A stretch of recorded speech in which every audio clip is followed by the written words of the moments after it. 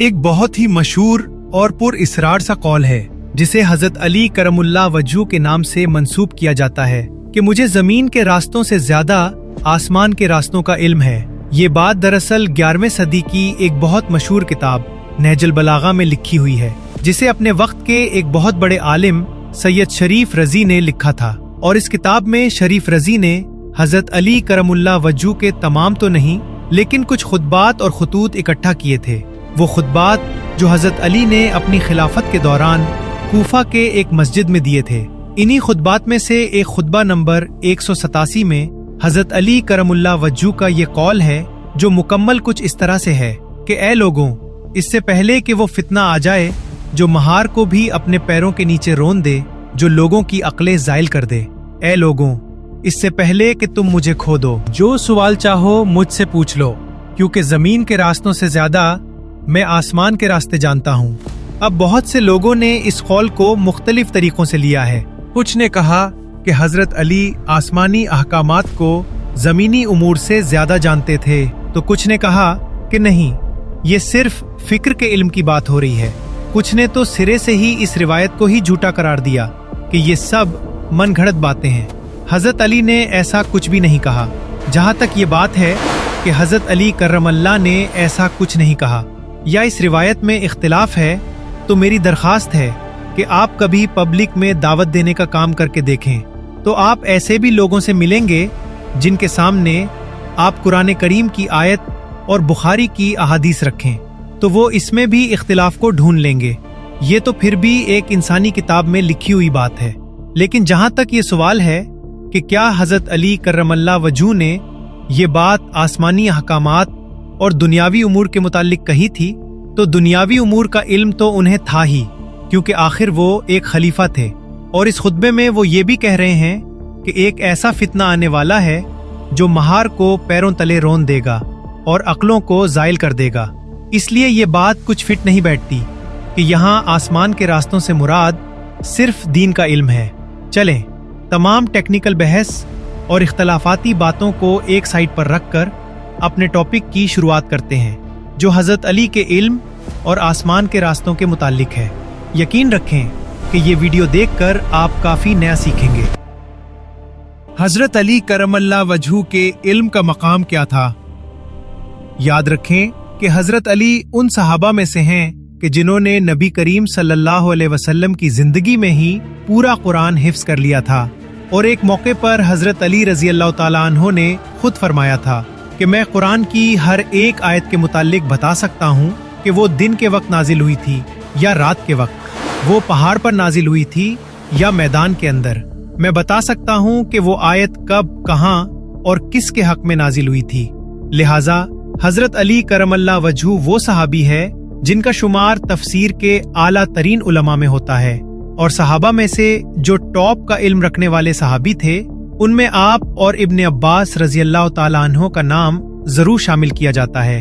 मैं आपको हजरत अली के इल्म के एक गवाही के मुताल्लिक बताता हूँ। मसरूक इब्नुल अजदा रजी अल्लाह ताला अन्हो ताबाइन में से एक बहुत बड़े स्कॉलर गुजरे हैं। यहाँ पर याद रखें, ताबाई उन्हें कहा जाता है जिन्होंने सहाबा कराम से डायरेक्ट अपना इल्म सीखा हो। और मसरूक बचपन से इल्म हासिल करने के बहुत ही शौकीन स्टूडेंट था। इमाम शाफई रहमतुल्लाह अलैह कहते हैं कि मैंने मसरूक से ज्यादा इल्म का शौकीन बच्चा और कोई भी नहीं देखा। उम्मुल मोमिनीन हजरत आयशा रजी अल्लाह ताला अन्हा ने उन्हें अपना बेटा बनाया हुआ था। आप उन्हें अपना बेटा कहा करती थीं। और मसरूक कहते हैं कि इल्म हासिल करने की खातिर मैंने तमाम असहाबे रसूल से इल्म सीखा है और देखा है कि इल्म की इंतहा 6 लोगों तक जा पहुंचती है, यानी कि तमाम सहाबा में से टॉप का इल्म उन 6 लोगों के पास है। हजरत अली, हजरत उमर, हजरत अब्दुल्ला इब्ने मसूद, मुआज बिन जबल, जैद इब्ने साबित और हजरत अबू दरदा रजी अल्लाह अन्हुम अजमाइन।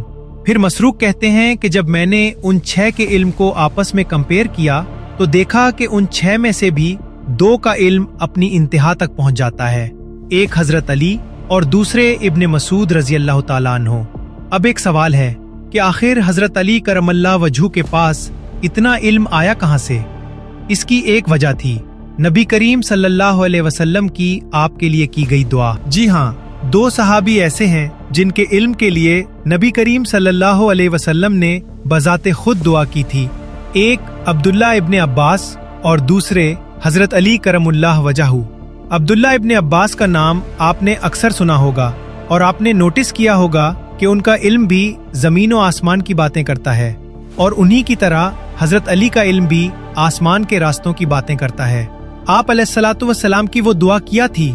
नवे सदी की एक बहुत बड़ी किताब अत-तबक़ातुल कुबरा में है कि नबी करीम सल्लल्लाहु अलैहि वसल्लम हजरत अली करमल्लाह वजहू को यमन की तरफ भेजने लगे तो आपने अर्ज किया कि या रसूल अल्लाह, आप मुझे एक ऐसी जगह भेज रहे हैं जहां एक बड़ी पुरानी और बहुत सीनियर कौम रहती है, जबकि मैं तो ये भी नहीं जानता कि फैसला करते कैसे हैं।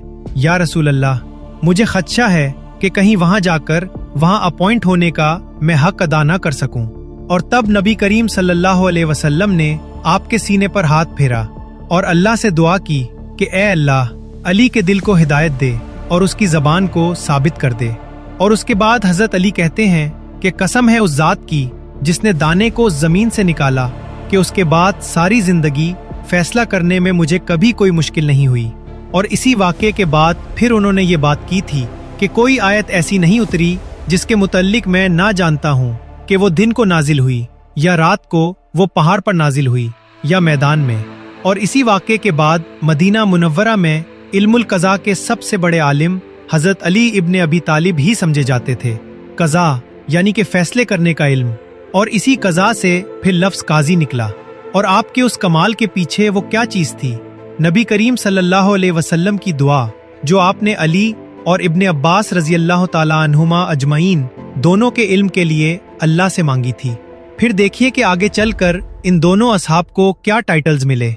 एक को इल्म का समंदर और दूसरे को इल्म के शहर का दरवाज़ा, क्योंकि अल-मुस्तदरक लिल हाकिम में ये हदीस मौजूद है कि मैं इल्म का शहर हूँ और अली उसका दरवाज़ा है। लिहाजा हजरत अली करमल्लाह वजहू के इल्म में शक करना हमें ज़ेब नहीं देता। और अब आते हैं उनके इस कौल की तरफ कि मुझे ज़मीन के रास्तों से ज़्यादा आसमान के रास्तों का इल्म है। इन रास्तों को मुकम्मल तौर पर समझने के लिए आपको नहजुल बलागा का ओरिजिनल अरबी मतन देखना होगा कि जहाँ हजरत अली करमल्लाह वजहू फरमाते हैं, फलअना बितुरुकिस समा आलमु मिन्नी बितुरुकिल अर्द, मैं ज़मीन के रास्तों से ज़्यादा आसमान के रास्तों का इल्म रखता हूँ। अब तुरुक क्या होता है? ये लफ्ज़ इसी किरात के साथ कुरान पाक में भी आया है। सूरतुल मोमिनून आयत नंबर 17, वलक़द खलक़ना फ़ौक़कुम सबअ तराइक़, यानी हमने तुम्हारे ऊपर 7 तराइक बना दिए।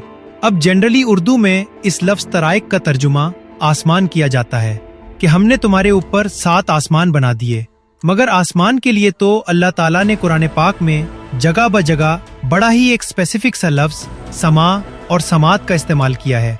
मसलन सूरत नूह, अलम तरौ कैफ़ खलक़ल्लाह सबअ समाततिन तिबाका, यानी कैसे अल्लाह ने एक दूसरे के ऊपर 7 आसमान बना दिए। तो अगर आसमान के लिए लफ्ज़ समावात है तो तराइक का मतलब यकीनन इससे थोड़ा सा हट कर होना चाहिए। अब यहाँ नाजरीन ये समझें कि 44 तफासिर में इस लफ्ज़ तराइक के 3 मतलब लिए गए हैं। पहला मतलब 7 आसमान, जिसके बारे में हम पहले ही बता चुके हैं कि ये नहीं हो सकता, क्योंकि आसमान के लिए अल्लाह ताला ने एक बहुत ही स्पेसिफिक लफ्ज़ समा या समावात इस्तेमाल किए हैं। दूसरा मतलब 7 किरात है। कुछ स्कॉलर्स का कहना है कि इन तरीकों का मतलब 7 किरातें हैं। क्या हमने तुम्हारे ऊपर 7 किरातें रखी हैं? बाय द वे, ये 7 किरात वाली बात सही हदीस में है कि कुरान पाक वाकई 7 किरातों में नाजिल हुआ है। तुम्हें जिस तरह से आसानी हो उस तरह से पढ़ लिया करो। लेकिन इस आयत में बात तख्लीक यानी क्रिएशन की हो रही है, ना कि किरात की। इसलिए किरात वाली इंटरप्रिटेशन इधर ज्यादा कनॉन्स नहीं करती। लिहाजा हमने 17 अरबी डिक्शनरीज में इस लफ्ज़ तराइक का, जो कि एक पलवरल है, उसकी डेफिनेशन ढूंढी साइड बाय साइड 17 डिक्शनरीज को एक साथ रख के। ये डिक्शनरीज 8वीं सदी से लेकर सन 2008 तक की लिखी हुई हैं, यानी इनमें हर एक दौर की डेफिनेशन लिखी हुई है। और इन डिक्शनरीज में से चंद एक का नाम भी मैं आपको बता देता हूँ, ताकि अगर आप खुद से वेरीफाई करना चाहें तो ज़रूर कर लें। किताबुल ऐन, तहज़ीबुल लुग़त, लिसानुल अरब, ताजुल अरूस और मकाइसुल लुग़त वगैरह। और इन सब में हमें इस लफ्ज़ तराइक का एक ही मतलब मिला है कि वो रास्ता जिस पर सफ़र किया जा सके, जिसे स्पेशली हमवार और चलने के लिए तैयार किया गया हो, वो साफ सुथरा खूबसूरत रास्ता जिस पर से चीज़ें आती और जाती हैं। यानी सादा अल्फाज में कहूँ तो हमारे ऊपर 7 रास्ते ऐसे 100% हकीकत के साथ मौजूद हैं जिनमें से सफ़र किया जा सकता है, जिनमें से चीज़ें आती और जाती हैं, और इन रास्तों को एक्चुअली फरिश्तों के आने जाने के लिए इस्तेमाल किया जाता है। और अभी मैं बताता भी हूँ कि कैसे ये मेजर रास्ते हैं। इनके अलावा छोटे रास्ते भी हो सकते हैं, लेकिन ये 7 बड़े और सिग्निफिकेंट रास्ते ऐसे हैं जिनके मुताल्लिक अल्लाह ताला ने अल-मुमिनून में बताया है कि हमने उन्हें तुम्हारे ऊपर बनाया है। इब्ने अब्बास रज़ी अल्लाह ताला अन्हु बताते हैं कि एक मर्तबा हज़रत जिब्राइल अलैहिस्सलाम आप अलैहिस्सलाम के पास बैठे हुए थे कि आसमान से एक ज़ोरदार आवाज़ आई कि जैसे ज़ोर से दरवाज़ा खुला हो। हज़रत जिब्राइल अलैहिस्सलाम ने अपना सर ऊपर उठाया और कहा कि आज आसमान में एक दरवाज़ा खुला है जो आज से पहले कभी नहीं खुला था, और उसमें से वो फरिश्ता ज़मीन पर उतरा है जो आज से पहले कभी नहीं उतरा था। 13वीं सदी के खुरासान में एक स्कॉलर रहा करते थे, शेख सादुद्दीन तफ्ताज़ानी। वैसे तो उनकी ज़बान में थोड़ी सी लकनत थी, लेकिन अल्लाह ताला का उनको दिया हुआ इल्म किसी बहुत बड़े दरिया की तरह वसी था। सिर्फ 16 साल की उम्र में ही उन्होंने अरबिक लैंग्वेज और लॉजिक यानी कि मंतिक के ऊपर अपनी पहली किताब लिखी थी। अब इस किताब में उन्होंने एक बहुत ज़बरदस्त पैराग्राफ लिखा है जो यहाँ मैं आसान उर्दू में तर्जुमा करके सुना रहा हूँ, क्योंकि उसके ओरिजिनल अरबी अल्फाज थोड़े से मुश्किल हैं। इस पैराग्राफ में शेख सादुद्दीन वाक़या मेराज डिस्कस कर रहे हैं, यानी कि जहाँ नबी करीम सल्लल्लाहु अलैहि वसल्लम के लिए आसमान के वो रास्ते, वो दरवाजे खोले गए थे। और पहले आप ये पैराग्राफ सुन लें और फिर अंदाजा लगाएं कि ये तफ्ताज़ानी किस जबरदस्त एंगल से एक्सप्लेन करने की कोशिश कर रहे हैं। कहते हैं कि अफलाक यानी कि आसमानों का खुल जाना नामुमकिन नहीं है। ये इनकार सिर्फ वही लोग करते हैं जो कि जन्नत और दोज़ख को नहीं मानते। आसमानों में शिगाफ यानी कि रास्ते खुलते और फिर मिल जाते हैं। इन्हीं शिगाफों के जरिए हजरत जिब्राइल अलैहिस्सलाम का एक लम्हे में आसमान से मक्का में नुज़ूल हो करता था, और इसी चीज यानी कि शिगाफों के खुलने को मुमकिन ना समझना, यानी उन्हें नामुमकिन और उन्हें इम्पॉसिबल समझना, जिब्राइल अलैहिस्सलाम का भी इनकार करने के बराबर है। वर्ड टू वर्ड तर्जुमा समझने में अगर आपको मुश्किल पेश आई हो तो एक मर्तबा फिर से मैं आसान तरीन अल्फाज में बता देता हूँ कि शेख सादुद्दीन कह रहे हैं कि आसमानों में रास्ते खुलते और बंद होते हैं। उन्हें सिर्फ वही शख्स नहीं मानता जिसका ईमान कमजोर है, जो कि अल्लाह की बड़ाई और उसकी कुदरत को नहीं जानता। इन्हीं रास्तों और दरवाजों से निकलकर फरिश्ते एक लम्हे में आसमान से दाखिल होकर नीचे मक्का से निकलते थे। और इन रास्तों से इनकार करने का मतलब है कि हम फरिश्तों के आने का भी इनकार कर रहे हैं। और आज की जबान में हम इन दरवाजों को क्या कहते हैं? बहुत से लोग उन्हें वर्म होल्स कहते हैं, बहुत से लोग उन्हें पोर्टल्स कहते हैं, लेकिन हम उन्हें आसमान के दरवाजे कहेंगे, क्योंकि ये नाम अल्लाह और उसके रसूल सल्लल्लाहु अलैहि वसल्लम ने उन्हें खुद दिया है। अब ये रास्ते कैसे खुलते और बंद होते हैं? इस बात का जवाब 2 तरीकों से दिया जा सकता है। पहला जवाब साइंटिफिक नेचर का और दूसरा जवाब डिवाइन नेचर का है। पहला जवाब साइंटिफिक नौयत से। मैं आपको बहुत ही सादा और एक जनरल कॉन्सेप्ट बता रहा हूँ जो हमें फिजिक्स की बहुत सारी रिसर्च को जानने के बाद मिला है। देखिए, अगर किसी तरह से आप आसमान के अंदर 10⁻16 इलेक्ट्रॉन वोल्ट की एनर्जी पैदा करने के काबिल हो जाएं, तो आप आसमान में एक छोटा सा चेहरा, एक मामूली सी दरार, एक रगड़ना पैदा कर सकेंगे। लेकिन do you have any idea कि 10⁻16 इलेक्ट्रॉन वोल्ट एनर्जी पैदा करने के लिए आपको कितनी बड़ी मशीन चाहिए होगी? एक ऐसी मशीन, एक ऐसा पार्टिकल एक्सेलरेटर जो 9.46 ट्रिलियन किलोमीटर बड़ा होगा। और अभी आपको पता है कि हमारे पास जो सबसे बड़ा पार्टिकल एक्सेलरेटर मौजूद है वो कितना बड़ा है? बस 27 किलोमीटर लंबी वो मशीन जो फ्रांस और स्विट्जरलैंड की सरहद पर नस्ब है, उसकी पैदा करदा एनर्जी भी इस ताकत के सामने कुछ हैसियत नहीं रखती जो आसमान में एक छोटा सा भी शगाफ डाल सके। तो जरा सोचें कि आसमान के हुदूद से बाहर निकलने के लिए कितनी इंतहा दर्जे की ताकत दरकार होगी।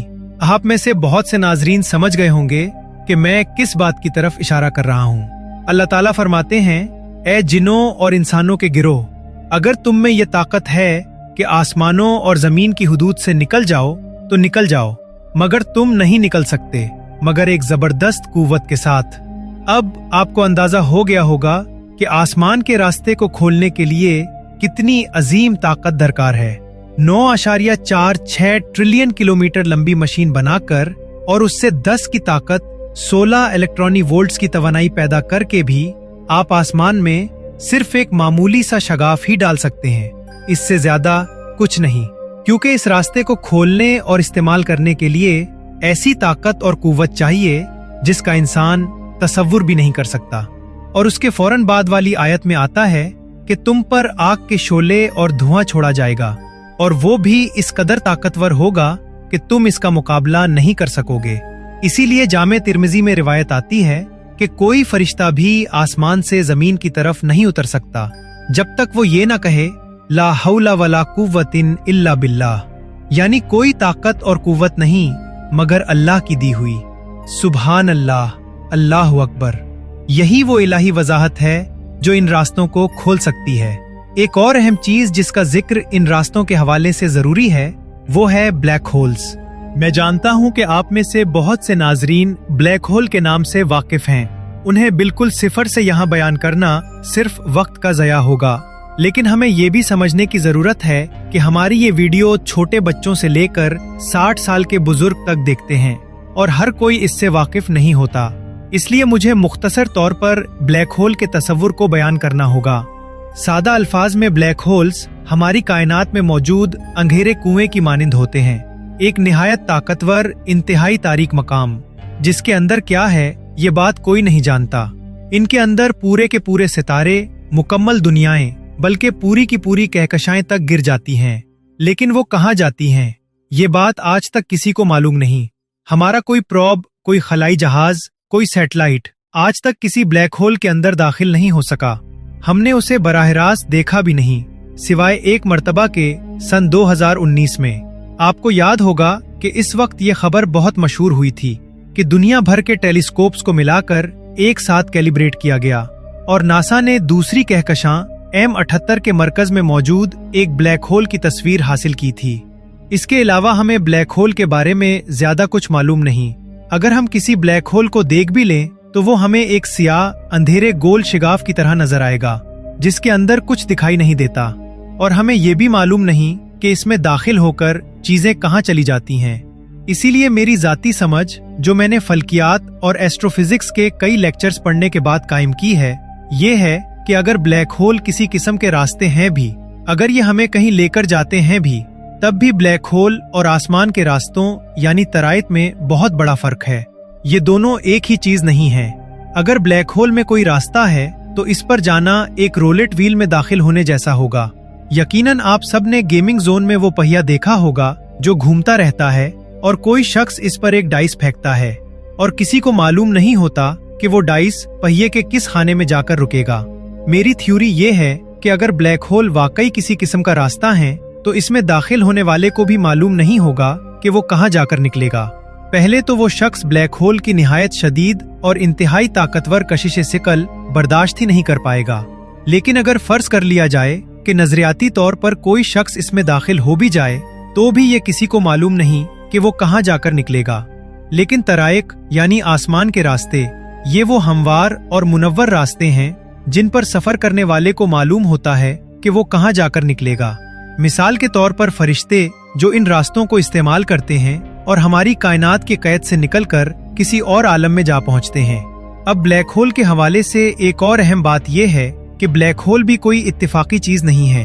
यकीनन ये किसी न किसी किस्म के रास्ते तो हैं जो कहीं न कहीं लेकर जाते हैं, क्योंकि हम ये देख रहे हैं कि इनमें सितारे गिरते हैं, कहकशाएं गिरती हैं, दुनियाएं गिरती हैं और वो कभी वापस नहीं आती। इसका मतलब यही है कि वो ब्लैक होल के रास्ते सफर करके कहीं न कहीं जरूर चली जाती हैं। कहाँ जाती हैं ये हमें मालूम नहीं। लेकिन क्या ब्लैक होल वाकई एक इत्तेफाकी रास्ता है? बिल्कुल नहीं, इसका सवाल ही पैदा नहीं होता। क्योंकि इस कायनात में कोई भी चीज हादसाती या बेमकसद नहीं है। हमारी पूरी कायनात तकरीबन 57 बुनियादी उसूलों और मिकदारों पर कायम है। इन नंबरों को साइंस की जबान में फिजिकल कांस्टेंट्स कहा जाता है। ये वो मुस्तकिल अक़दार हैं जो कभी तब्दील नहीं होती, हमेशा एक जैसी रहती हैं।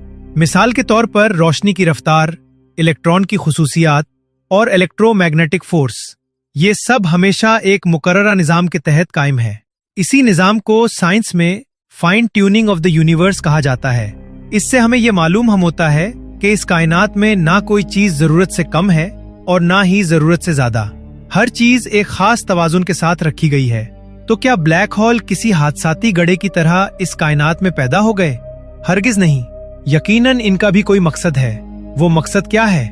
साइंसी तौर पर हम अभी तक इसका मुकम्मल जवाब नहीं दे सके, लेकिन इल्हामी लिटरेचर से हमें कुछ इशारे और नजरियात मिलते हैं जिन पर हम इंशाअल्लाह किसी अलग वीडियो में तफसील से बात करेंगे, जो सिर्फ ब्लैक होल के मौजू के लिए मखसूस होगी। अब वापस आते हैं अपने असल मौजू की तरफ, आसमान के रास्ते। जिन 44 तफासिर का मैंने जिक्र किया, इनमें से एक तफसीर उस्मानी में हजरत अबू हुरैरा रजी अल्लाह ताला अन्हो से एक हदीस नकल की गई है। वो बयान करते हैं कि एक मर्तबा हम सब सहाबा नबी करीम सल्लल्लाहु अलैहि वसल्लम के इर्द गिर्द बैठे हुए थे और आप सल्लल्लाहु अलैहि वसल्लम से गुफ्तगू कर रहे थे कि अचानक आसमान पर बादल आ गए। नबी करीम सल्लल्लाहु अलैहि वसल्लम ने फरमाया, क्या तुम जानते हो कि ये क्या है? अब जरा तसव्वुर करें, क्या सहाबा ने इससे पहले बारिश के बादल कभी नहीं देखे होंगे? यकीनन देखे होंगे, लेकिन इल्म सीखने का इनका शौक देखिए कि उन्होंने जवाब दिया, अल्लाह और उसका रसूल बेहतर जानते हैं। आप सल्लल्लाहु अलैहि वसल्लम ने फरमाया, ये जमीन को सैराब करने वाले बादल हैं। फिर आप सल्लल्लाहु अलैहि वसल्लम ने सवाल फरमाया, इसके ऊपर क्या है? सहाबा ने फिर अर्ज किया, अल्लाह और उसका रसूल बेहतर जानते हैं। आप सल्लल्लाहु अलैहि वसल्लम ने फरमाया, इसके ऊपर एक महफूज छत है और एक बंद मौज है। फिर आप सल्लल्लाहु अलैहि वसल्लम ने बयान फरमाया कि इसके ऊपर पहला आसमान है जिस तक पहुंचने का फासला 500 साल की मसाफत है। फिर इसके ऊपर दूसरा आसमान, फिर तीसरा, यहाँ तक कि आप सल्लल्लाहु अलैहि वसल्लम ने 7 आसमानों का जिक्र फरमाया। इस हदीस के बारे में इमाम तिर्मिजी रहमतुल्लाह अलैह ने फरमाया कि ये गरीब हदीस है। अब यहाँ एक अहम नुक्ता समझना जरूरी है। लफ्ज गरीब को देखकर बहुत से लोग ये समझते हैं कि शायद ये हदीस ज़ईफ है या इसके रावी कमजोर हैं। हालांकि ऐसा हरगिज नहीं है। ये गरीब हमारा उर्दू वाला लफ्ज नहीं है, बल्कि 7वीं सदी की अरबी में गरीब का मतलब होता था अजनबी या गैर मानूस। लिहाजा गरीब हदीस का मतलब ये होता है कि इस हदीस में कुछ ऐसे अल्फाज या तसव्वुरात आए हैं जो सुनने या पढ़ने वाले के लिए नए और अजनबी है और उन्हें मजीद वजाहत की जरूरत है। यानी सादा अल्फाज में इमाम तिर्मिजी रहमतुल्लाह अलैह ये बता रहे हैं कि आसमान में मौजूद महफूज छत और बंद मौज जैसे तसव्वुरात ऐसे अल्फाज हैं जो आम फहम से हट कर हैं और इनकी मजीद तशरीह दरकार है। इनकी मजीद तशरीह की जरूरत है। इसलिए मैं यानी इमाम तिर्मिजी इसे गरीब हदीस कह रहा हूँ। जिस तरह हम उर्दू में कहते हैं कि अजीबो गरीब, तो ये वो वाला गरीब है।